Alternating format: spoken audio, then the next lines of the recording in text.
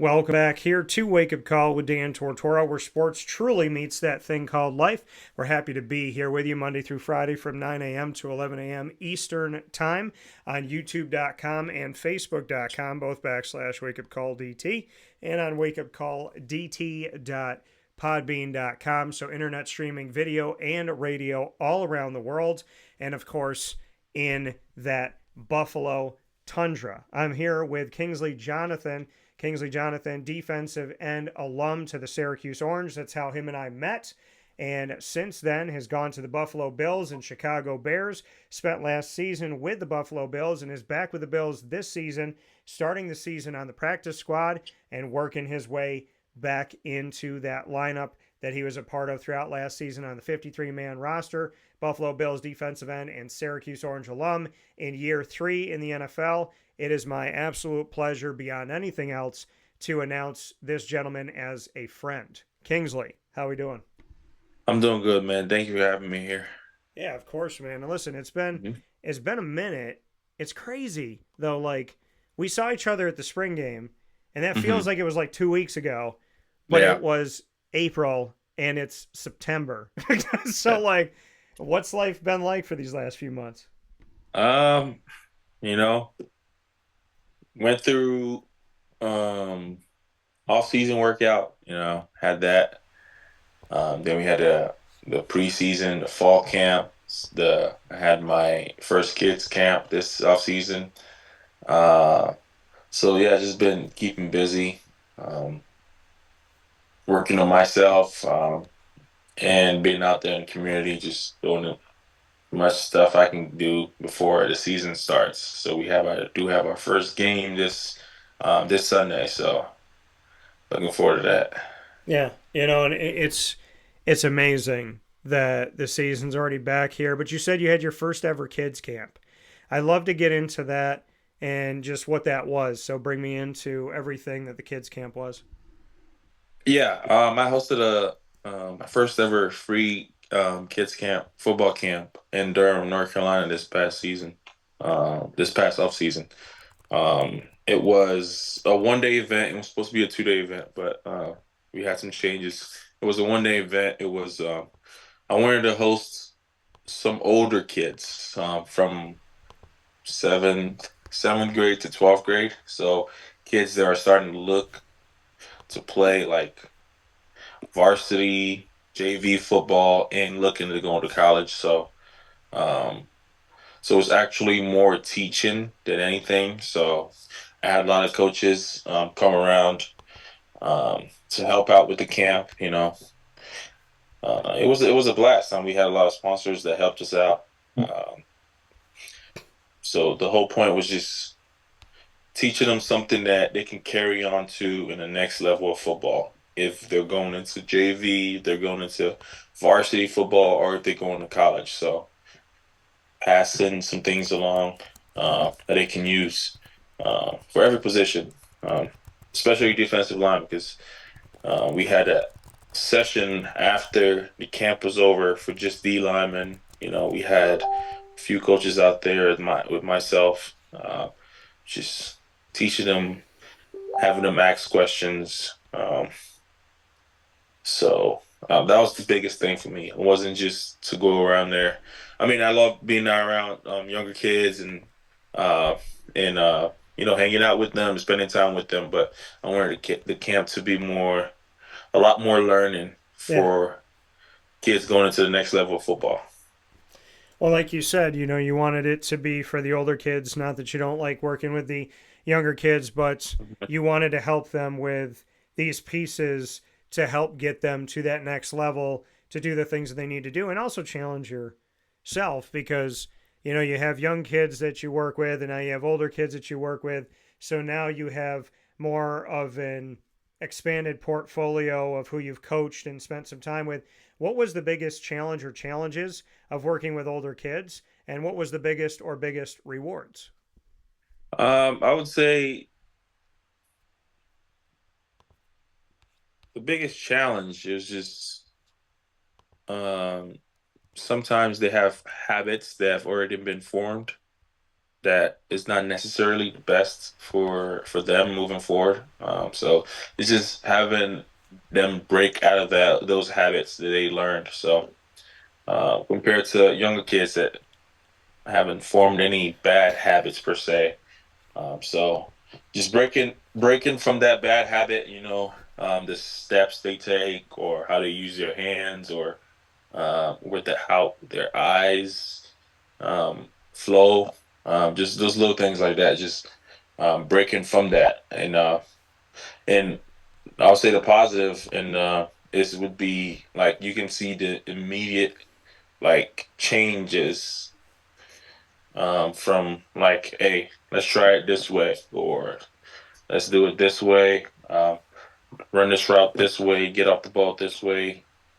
Like you can actually see them try to put in what they're being taught, um, um, and apply it. So that's also awesome to see how they react to teaching.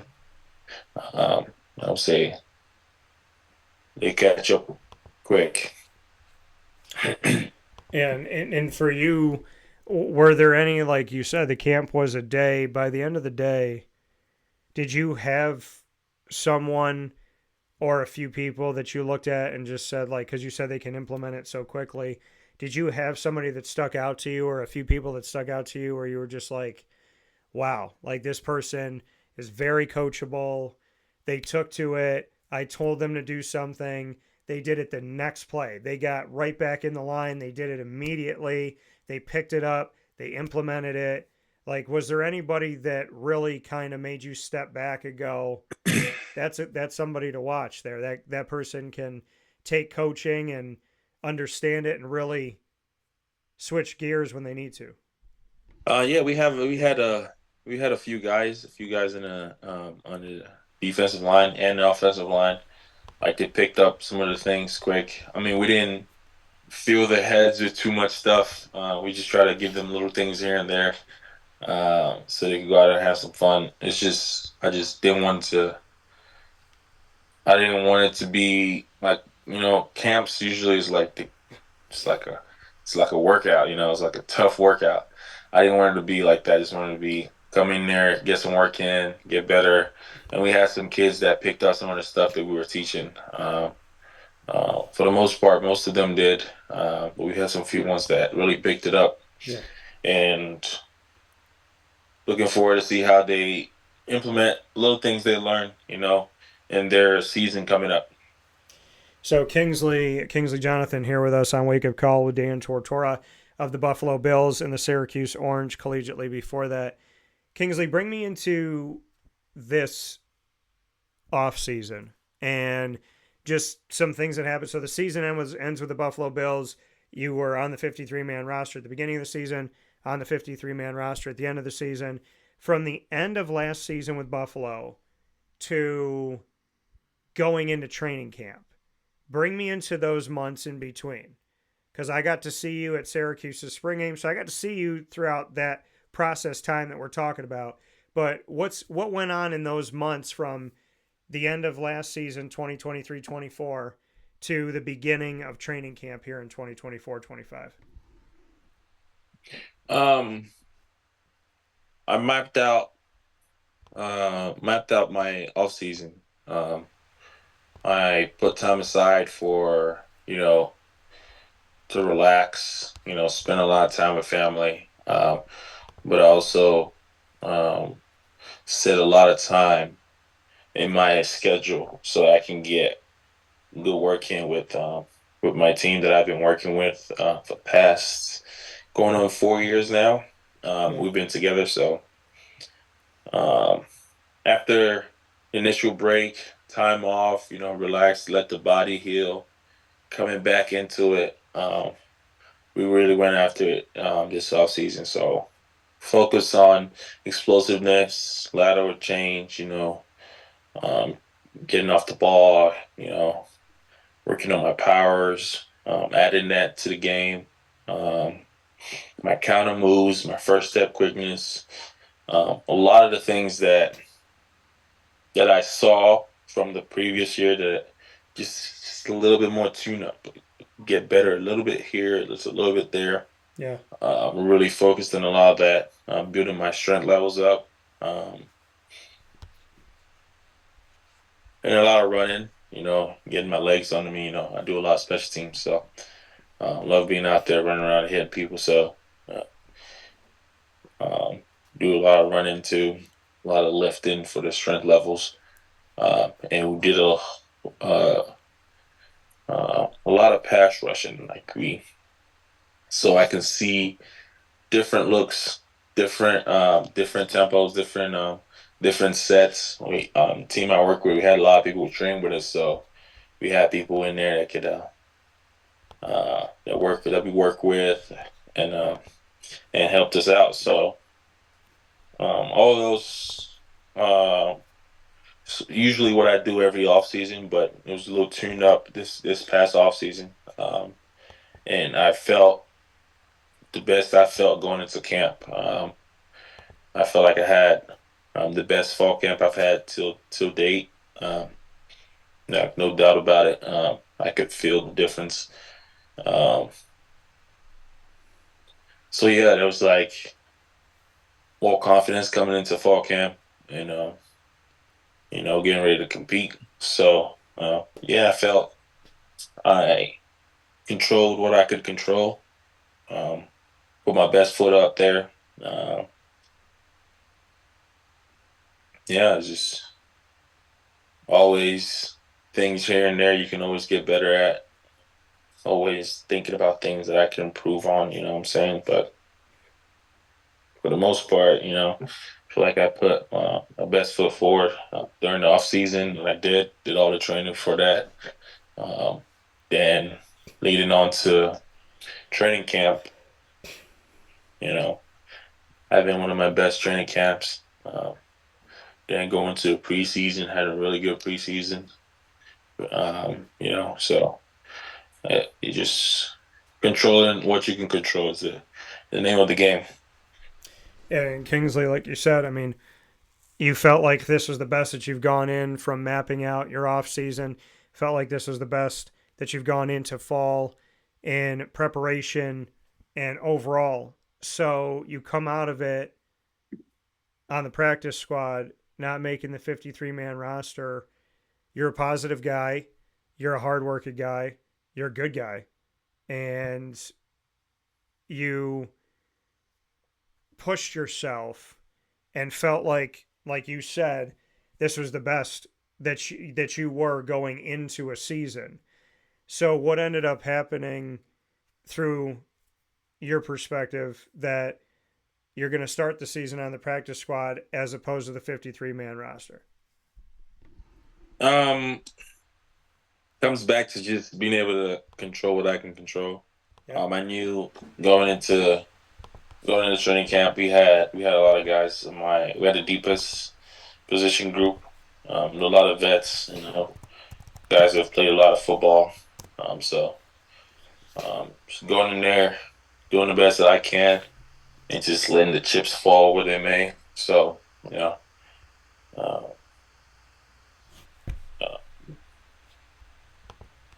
I mean, obviously, not where I want to be at this point in the season, but um, uh, just understanding, you can't, um, yeah, just, uh, I mean, I took a day, get over it, then get back on it, just be where your feet are, accept the challenge that has been put in front of you Yeah. and make the most out of it, So I had, after I was released, I had calls from a lot of different teams. Uh, they were Some of them were looking to, pick me off the waivers. It didn't end up happening, but uh, there's a reason for everything. So just being where my feet are and just making the most of this opportunity, just doing the most and the best I can to help us win as a team. So I mean, I take pride in whatever I do. Anytime I get out there, I know I go the hardest, put everything out there all the time, So if that's to give them a look in practice squad, that's all I do, you know what I'm saying? So just keep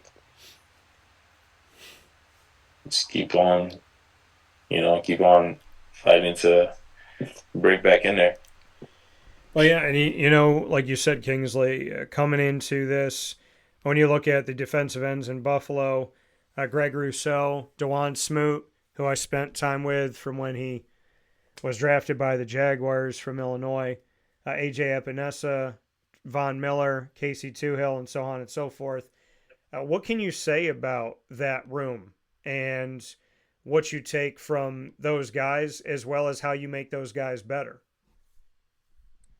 Um, yeah, we're always competing. It's a great group of guys. Everybody's special in their own way. Everybody has their fastball. Everybody's played really good football in the NFL. Um, so it's just learning from each other. Some things, because Smooth being able to play the inside and go outside. Little things that he uses, some tools in his bag. Just picking up a few things from him. Always learning from Vaughn. Till today, I'm still learning from him. So, uh, learning from people like Greg. Greg is taking a big step in this game.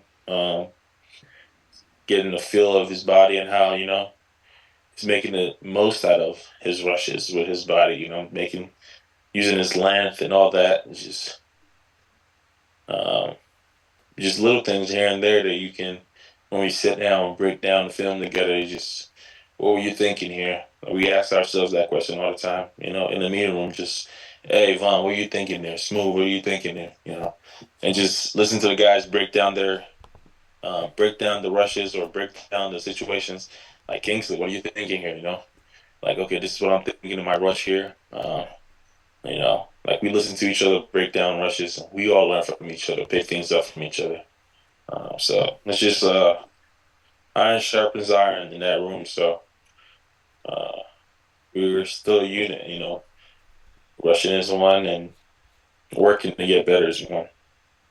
Yeah, and the practice squad, when we hear it how people think about the interaction of it, or what does this look like? Here's the 53 man, and then here's the practice squad roster. How does the interaction happen? What is life like? Because some people kind of see it as a holding pattern, right? It's a place of, if you need somebody, you could take them out if they work their way out, if an injury happens or whatever. But how would you describe what it's like to be inside of the practice squad, where you're a part of this team but an extension of it? You're still there, but how would you describe what there means when it comes to the practice squad? Um, the way I look at it, we do everything. Everybody, we all do the same things. Practice together, work out together, watch meetings together, do indie together, treatment together. So only difference is that we don't play on Sundays. So that's how I look at it. Um, Primarily in practice, we our job, is to help give them great looks. So um, getting ready for Sunday, and taking pride in that, and making sure they get a good look for what they're gonna see on Sunday. And when you do get called up, you're gonna be ready because we do everything that everybody does. So it's not of a big of a jump when you do get called up to play. Yeah, and Kingsley's here with Kingsley Jonathan of the Buffalo Bills, and also Syracuse Orange football history at defensive end going into year 3 in the NFL, which is 2024-25. Like I said, you're a positive guy. So when I see practice squad, I don't see a different Kingsley Jonathan. I see somebody who has had adversity in his life before, someone who has had to pave his own way, and he did a great job. And anytime a wall was there, or the drawbridge was taken up and there was water to cross, I've seen you cross it. I don't question your ability to do it. I look forward to who you become every time you're tested, because you're a good person and you're a hardworking person, and good, hardworking people that keep God first will succeed. I believe that, no matter how much adversity there is. So that positivity and that faith that drives you, bring me into that. Who, like, you're leveling up as Kingsley Jonathan right now. What does that look like? Bring me into your faith, your positivity, and how you're leveling up. Because when you do hit the field, I would not want to be the person that you hit first, is what I'm trying to say. Yeah, it's just I appreciate you saying that. I have since I was young, I've been, Christian, Catholic. My parents very prayerful. Parents back home and the parents here very prayerful. So I have a lot of people interceding for me. I have a lot of people that pray for me. I have a lot of people that keep me in their prayers, that bless me, that send me best wishes, and I don't take that for granted at all. And I know that as much as I pray, I know there are people that are praying for me more than I pray for myself, and I credit that to be why I'm in this position at all. Uh, uh, like nobody expected, undrafted free agent rookie from Syracuse to make it this far in the league, or make it to the 53-man roster at all, or to still be on the team this far along. So it's just understanding that everything happens for a reason, and God did not take me this far to only just bring me this far. And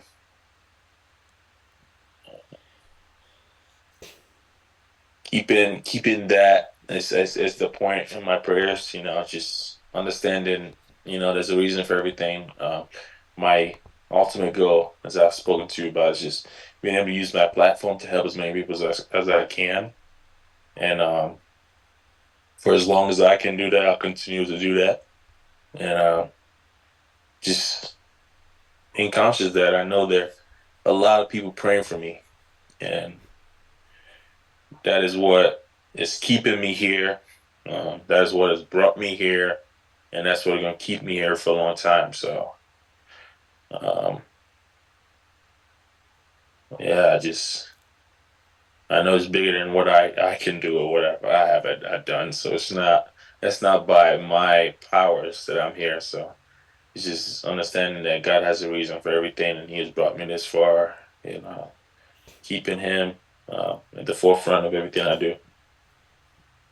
I love it, and I appreciate it. And I want to go back to, for those that are watching and listening that may not know Kingsley personally, I want to go back to the spring game. I saw Andre Cisco and you, as well as Zaire Franklin. I've interviewed you all, spent time around you all. Zaire with the Colts, Andre with the Jaguars, you with the Bills and the Bears, and obviously met you all at Syracuse. When you came up, there was no ego, no, I'm an NFL guy, no, I make money, I got it like that. You walked up to me, you had a big smile, you said, man, it's good to see you. And you put your hands on my shoulders, and then you looked at me and smiled again, and you said, man, it really is. It's great to see you. And you gave me a hug. And one smile would have been nice. One hug, one like wave. Hey, Dan, I remember you. Didn't forget about you. Would have been nice. But you came over, and the humble, kind, appreciative, to me, it was like, I'm always going to be a big kid. And it was like you were like that too. It was like two big kids back in the playground, seeing each other, being like, what's up, man? Like, how you been? What you been up to? And I just want to tell you that way that you are, keep that. Because I walked away from there with my buddy Isaac, who we do Tortora and Alfred with, and I walked away from that and I was like, man, Kingsley's just a good man. He's just a good dude. And I was like, he makes you feel important. He makes you feel seen. He makes you feel appreciated. And if there's anybody that, you're going to root for and run through a wall for, it's the people that like you get excited to see, the friends that you miss and then you get to bump into, that God crosses your paths with again. And then you're thinking like, oh my God, Kingsley, I'm going to go over and, shake his hand, give him a hug, ask him how he's doing. It's great to see him. And then I got that from you first.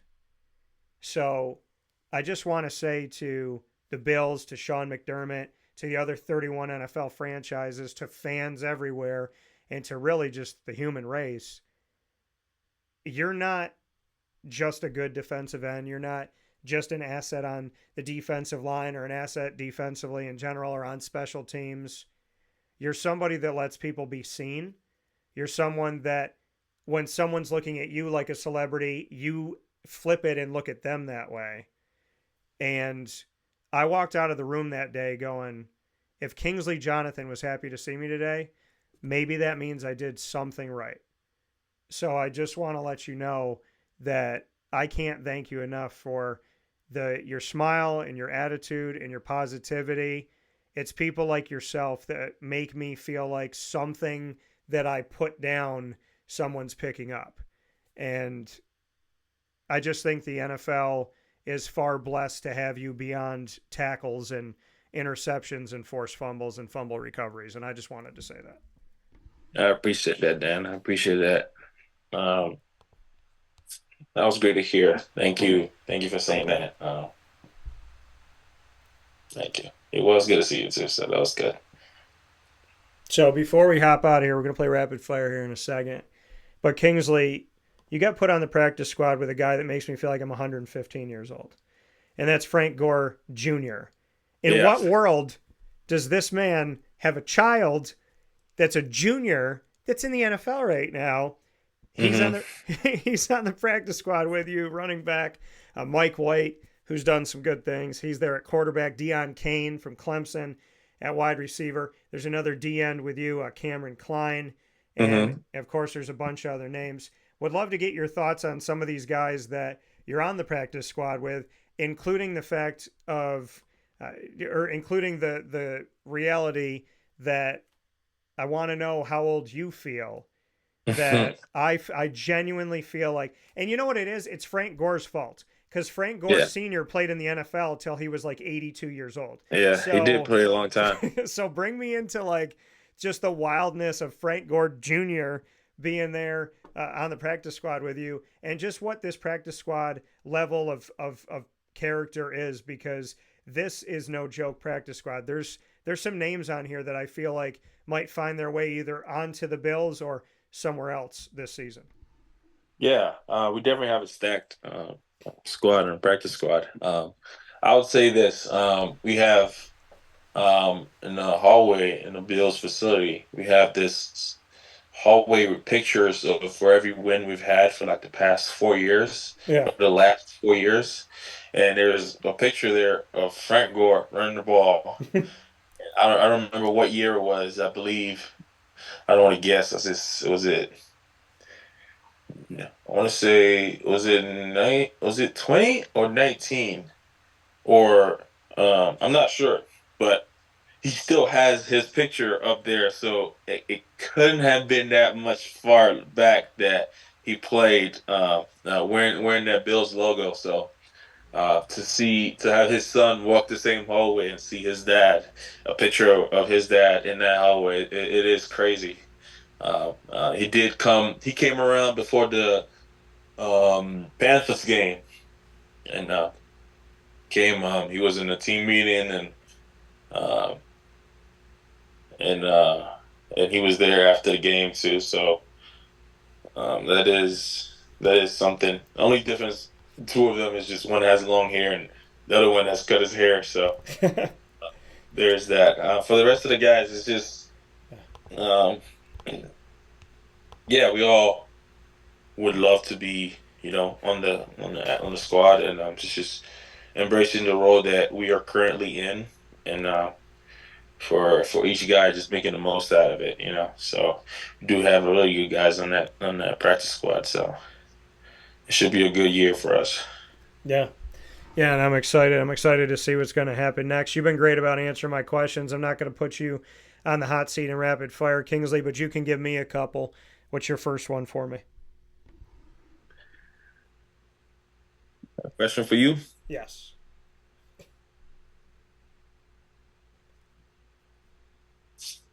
Mm. All right, I'll let you choose the category. How broad you want me to take it? You can go music or movies, I guess, with the first one. All right, bet. Um, what's the best latest movie you've seen in the past year? Gotta be Deadpool and Wolverine. That Get, was a good movie. gotta be Deadpool and Wolverine because there's three movies that Marvel Studios has done right in recent history since Spider-Man No Way Home. And those three, my theory is that the people that were working on those told Disney, we're not doing any of your stuff. We're doing no propaganda. We're doing no political. Ryan, I feel, and this is just my opinion, Ryan Coogler with Black Panther Wakanda Forever shut his door to the Disney execs and said, I'm making a passion project for Chadwick. Let me do my thing. James Hmm. Gunn got fired from Disney because of something he wrote like 10 years ago. And then the whole Guardians cast was like, pretty much, we're going to walk unless he comes back. He came back, and I think he slammed his door and said, let me do my thing. And Hmm. then Ryan Reynolds and Sean Levi, you're not going to change their mind on who Deadpool is. So I think the three movies that did the best in recent history under Disney's umbrella in Marvel Studios are because the people that were creating these movies were making movies dedicated to the characters, not dedicated to anything that the company is doing or stocks and propaganda and what's going on in culture. They made movies that stayed true to the characters, and that's why they were successful. So I want to thank Sean. I want to thank Ryan. I want to thank Ryan Coogler as well. And I want to thank James Gunn for all the work that they did, as well as everybody else on these projects, because these movies were good because they did not give up the sanctity of the characters. And that's something that I think Disney's done a lot of lately. So I'm happy that they didn't do that.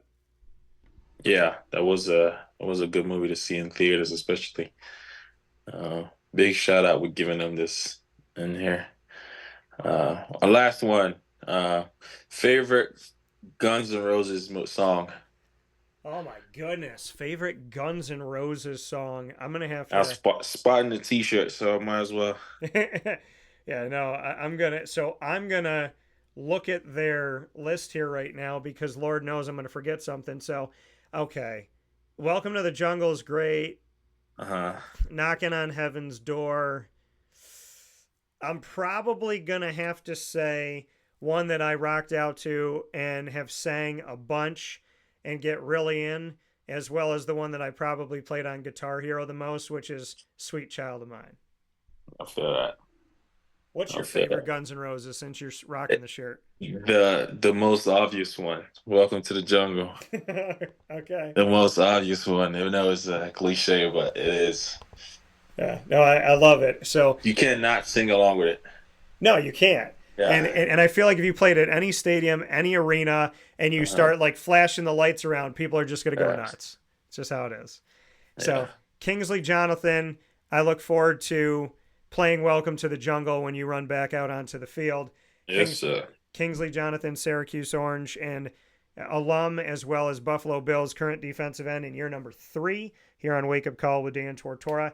Kingsley, it is always my honor and my privilege to speak with you. God is good, and He has put us, crossed our paths and put us in front of each other, which I'm grateful for always. And I look forward to every conversation we get to have. I hope you and I get to do something in person, hopefully sooner than later. But you've always been gracious with your time, and I cannot thank you enough. So God bless.